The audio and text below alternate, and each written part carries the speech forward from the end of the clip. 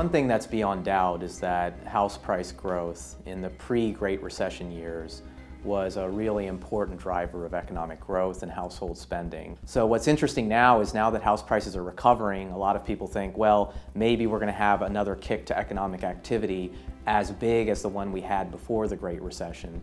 And I've been quite skeptical of that argument, and really for two reasons. One is that it still remains the case that a large swath of the population is unable to basically access credit, is unable to actually get a mortgage. And it's exactly that population that's unable to get a mortgage that prior to the Great Recession were the population that were most likely to spend out of home equity withdrawal and out of basically house price growth.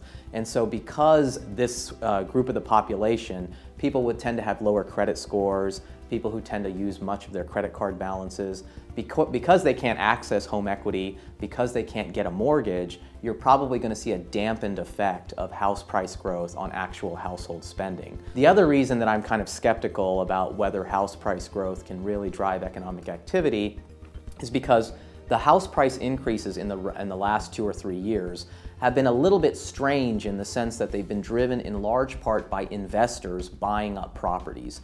And when investors buy up properties, of course, they then typically rent them out.